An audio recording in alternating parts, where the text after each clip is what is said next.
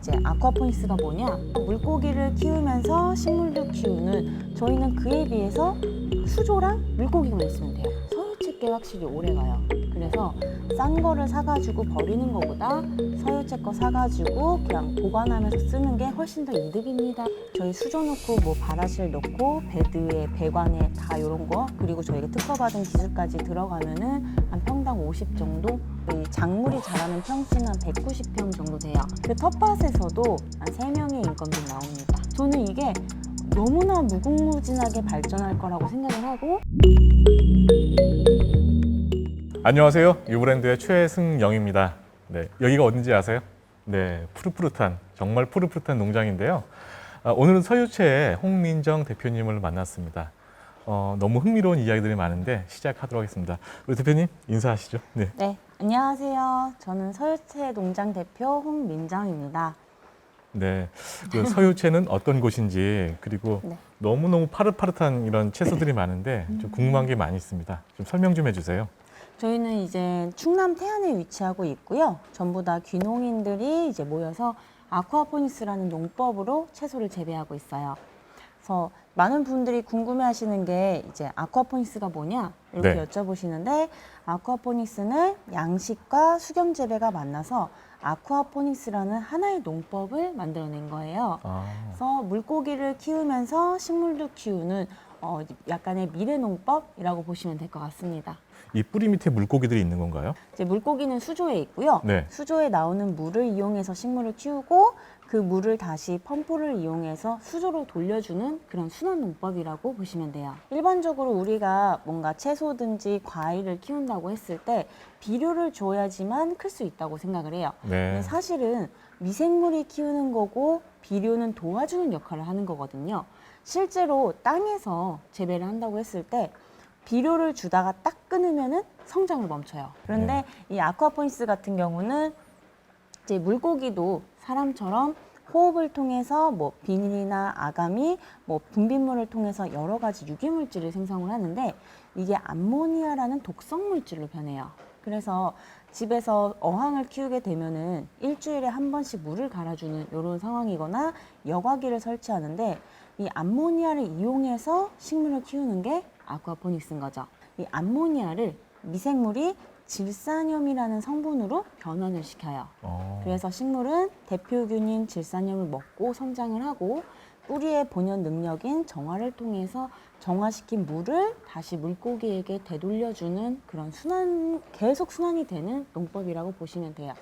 네, 그럼 일반 재배하고 네. 이렇게 아쿠아포닉스라고 재배했을 때 그 작물에 대한 차이점이 어떤 게 있어요? 일반적으로 토경 재배 같은 경우는 뭐 여러 가지 비료가 있겠지만 뭐 NPK, 그리고 13가지 미네랄, 뭐 기타 등등 이런 게 많아요. 네. 근데 거기서 질소라는 함량이 굉장히 많이 차지하는데, 이게 어떤 역할을 하냐면은 식물을 굉장히 빠르게 그리고 더 크게 이렇게 키워주는 역할을 많이 하는 거죠. 근데 이게 식물한테는 괜찮은데, 식물이 그 질산염을 품고 있는 상태에서 사람이 먹게 되면은 소화되는 그 분해 과정에서 아질산염이란 성분으로 바뀌어요, 체내에서. 네. 그거는 이 아질산염 같은 경우는 나중에는 치매나 암 이런 거를 많이 유발한다고 하더라고요. 네. 그래서 이제 유엔이나 뭐 세계 유럽 이쪽에서는 식물에게 주는 질소 성분을 규제를 하는데, 우리나라는 아직까지 이런 규제가 없어요.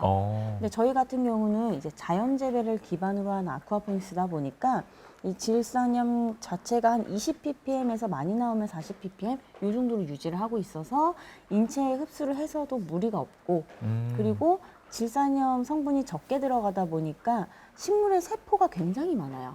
그래서 신선도가 더 오래 가는 거죠. 저희가 실제로 뭐 방송에서도 많이 촬영을 했지만 저희가 납품하는 셰프님한테 여쭤봤어요. 저희가 금액이 저렴하진 않거든요. 아무래도 네, 비싼 편인데 셰프님한테 왜 굳이 저렴한 거 냅두고 저희 거 사용을 하세요? 비싼데? 이렇게 물어봤더니 서유채께 확실히 오래 가요. 그래서 싼 거를 사가지고 버리는 것보다 서유채 거 사가지고 그냥 보관하면서 쓰는 게 훨씬 더 이득입니다라고 이렇게 얘기를 하시더라고요. 수경 재배와 이 아쿠아포닉스는 이제 다른 거잖아요. 그쵸. 네. 아쿠아포닉스만의 장점인 거네요. 아쿠아포닉스만의 장점. 네. 일반적으로 수경 재배라고 하면은 네. 화학 액체 비료를 사용해요.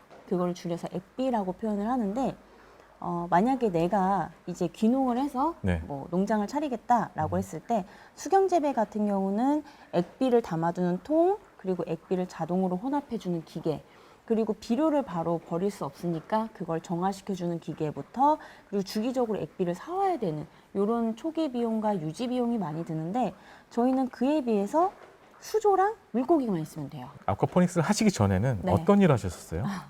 저는 C땡 기업에 C땡 기업. 네. 네, 거기서 근무를 했었고요. 네. 한 3년 정도 근무를 하다가 네. 이제는 아쿠아포닉스라는 걸 알게 돼가지고 이걸 해야겠다 해서 저는 귀농을 했어요. 그러면은 C땡 기업에서 네.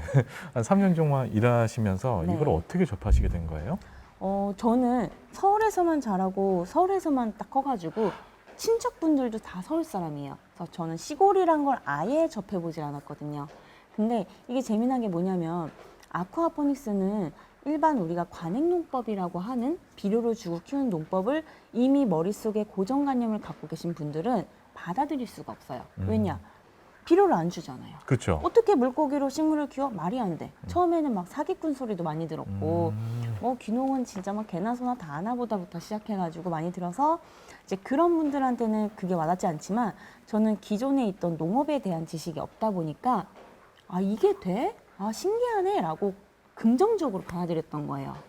그래가지고 이제는 부모님과 상의 후에 퇴사를 하고 미국에 가서 이 아쿠아포닉스를 배워가지고 여기 충남 태안에 정착을 하게 된 거죠. 그러면 미국까지 가시게 된 거는 정말 배우기 위한 어떤 네, 그런 맞아요. 준비였었네요. 그러니까 저도 아직까지 우리나라에 하는 곳이 없었고, 뭐 인터넷이나 막 그때도 유튜브나 구글엔 조금씩 있었어요. 근데 그것만으로는 제가 확신을 갖기는 사실 좀 어려웠죠. 그래서 이게 정말 되는지 내 눈으로 봐야겠다. 그래가지고 배우고 왔던 거고, 처음부터 이렇게 온실을 크게 지은 건 아니었고, 네. 전에 살던 주인이 버리고 갔던 그 비닐하우스에서부터 직접 만들어가지고 테스트를 했죠. 아, 여기가 거기예요? 저 옆에. 옆에? 참 고마운 주인이네요. 그러니까 하우스를 남겨두고 가셨어요. 네. 그러면 미국 가서 어떤 뭐 기관 가서 배우신 거예요? 농장? 아니, 농장. 농장에서요. 미국에서는 얼마 동안 교육을 받으셨나요? 오래 있었던 건 아니에요. 네. 왜냐면은 그 뭐 비자도 있었고, 거기서 제가 일꾼으로 간 게 아니라 배우는 신분이다 보니까 한 2달 정도 그렇게 있었죠. 지역 주민들도 되게 많이 걱정을 하셨을 것 같아요. 뭐 인생 망칠라 그러냐, 서울로 다시 가라, 말도 안 된다. 네. 저희를 반겨주는 곳이 아무데도 없었어요. 그러니까 기관은 물론이고, 네. 뭐 이거 이제 허가 내는 것부터 시작해서 저 사기꾼들 같다, 막 이런 식으로. 그래서 저희는 지금까지 정부라든지 뭐 지자체에 대한 지원은 단 1원도 받질 않았어요. 네. 그러다가 이제 올해 아쿠아포닉스가 아닌 스마트팜, 네. ICT 시설로 이제 사업비 이만큼 그치? 받으셨고, 네. 네. 그럼 우리나라 최초의 아쿠아포닉스로 그렇죠. 재배한 농장인 것이고. 그리고 저희는 이제 국내 최초로 뭐 아쿠아포닉스를 한 것도 맞지만 이제 아쿠아포닉스 교육도 시작을 했고요. 대부분 아쿠아포닉스를 하면은 필터링을 많이 사용을 하시는데, 필터링 없이 식물을 키울 수 있는 방법으로 특허도 갖고 있고, 또 신장이 안 좋으신 분들을 위해서 칼륨 성분이 굉장히 낮은 저칼륨 상추도 지금은 판매하고 있어요. 자, 그러면 지금 여기서 서유채로 네. 이제 오픈하신 거잖아요. 얼마 됐죠? 오픈하신 지는? 저희는 13년도, 14년도부터 이제 준비를 해가지고 네. 이 온실을 지은 거는 17년도예요. 17년도. 그 전까지는 계속 테스트하고 연구하고 네. 요 기간이었다가 17년도부터 17년도에 완공을 하고 이제 작물을 키워가지고 판매를 하기 시작한 거죠. 그래서 저희는 원래 주 거래처가 네. 뭐 호텔, 레스토랑, 뭐 샐러드 가게 이쪽이었는데 네. 올해 코로나 때문에 업장에 손님이 없네. 아유, 그러게요. 코로나 때문에 다 힘들어요. 그래서 네. 이제 올해부터는 네. 네이버 직거래도 같이 시작했어요. 아, 그러시구나. 여긴 비닐하우스가 좀 되게 독특한 것 같아요. 일반적으로 봤던 그런 형태가 아닌데. 일반적으로 비닐하우스라고 하면은 네. 여름철이나 겨울철에 냉난방을 해줘야 돼요. 네. 너무 추워서. 네. 근데 저희는 그 무가온 하우스를 만들자 해가지고 지금 이 하우스 구조가 중국식 북방구 하우스 구조예요. 보시면은 창이 약간 둥글게 돼 있어가지고 네. 해를 낮에 보관했다가 밤에 방출하는 식인데 실제로 중국에서는 이 벽 쪽이 저희처럼 판넬이 아니라 원래 진흙벽으로 쌓아놔요. 열을 보관하게. 아. 근데 이게 현실적으로 힘들다 보니까 저희는 판넬로 대처를 한 거였고 실제적으로 저희는 몇 년 동안 재배를 하면서 냉난방기는 전혀 없이도 재배를 하고 있는 거죠. 그럼 지금 이 서유채에서는 총 몇 종류의 그 야채를 저희가 한 18종에서 20종 정도를 키우고 있죠. 네. 물고기가 사는 음. 예. 수조에는 따로 설치가 되어 있는 거죠? 네, 예. 수조는 따로 있어요. 거기에는 그 얼마나 많은 저희가 물고기가 한 2,000마리 정도? 그럼 전체 한 300평 정도 되는 네네네. 거죠? 하기 위해서는 그 정도의 그 물고기가 필요한 거예요? 그렇죠. 와, 그러면은 뭐 물고기 키우랴 또 이거 키우랴 되게 손이 많이 가실 것도 같은데. 이게 처음에는 굉장히 그런데 네.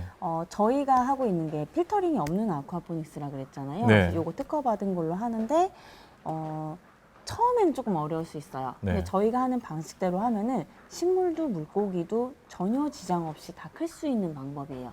이게 제가 되게 안타까운 게 뭐냐면 미국에서 시작했어요. 아쿠아포닉스는 이거는 자연을 살리는 농법인 거예요. 네. 비료도 쓰지 않고 뭐 농약도 쓰지 않고 정말 자연 친환경 그대로를 본떠 만든 농법인데 우리나라에 이게 넘어오면서 물고기한테 나오는 유기물질을 정화시키기 위한 혹은 뭐 분해하기 위한 필터링이 생겨나기 시작해요. 그러니까 원래도 있었는데 네네. 우리나라는 조금 더 개발이 많이 돼서 네. 그래서 필터링이 없으면 아쿠아포닉스를 할 수 없다처럼 자리를 잡은 거죠. 아. 근데 그렇지 않아도 돼요. 네. 그 필터링 하나에 몇 천만 원씩 해요.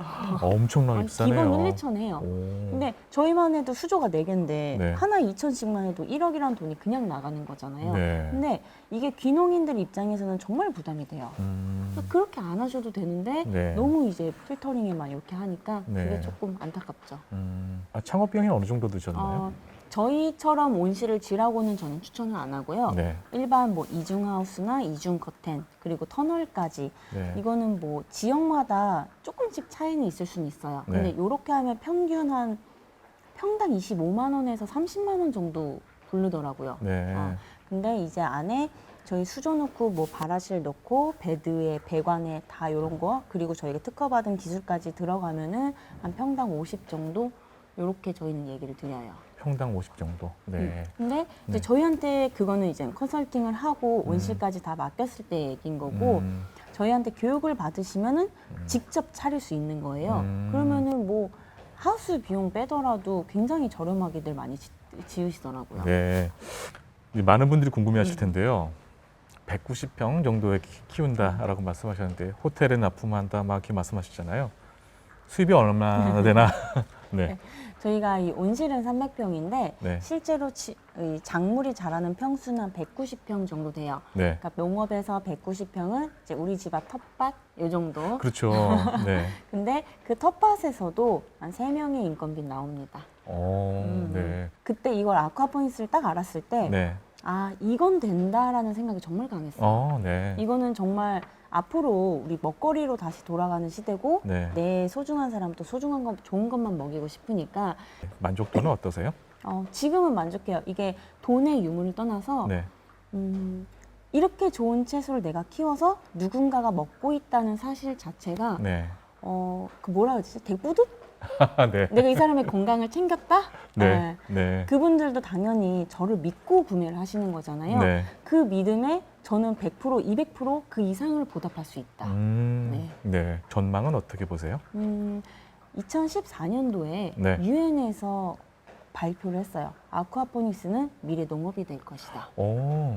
그 정도로 전 세계 각국에서는 굉장히 관심을 많이 갖고 있는데 네. 우리나라는 아직까지 조금 이 고정관념이 있다 보니까 쉽게 받아들이지 못하는 경향은 있어요. 근데 이제 하나만 예를 들어서 얘기하면 우리나라에 유기농이라는 단어가 자리 잡은 지 불과 10년도 안 됐어요. 근데 지금은 백화점을 가든 이 시골에 있는 마트를 가든 유기농 코너가 따로 있죠. 예. 근데 앞으로 10년 뒤엔요? 20년 뒤엔요? 저는 이게 너무나 무궁무진하게 발전할 거라고 생각을 하고 지금은 이 아쿠아포닉스가 완전 초입 단계라고 생각을 해요. 앞으로도 더 발전할 수 있다고 충분히 믿고 있습니다.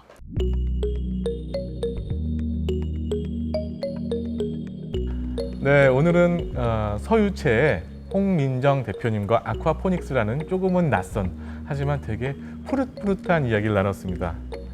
이런 내용들이 여러분한테 도움이 되셨나요? 저는 많은 배움과 좀 깨달음이 있었습니다.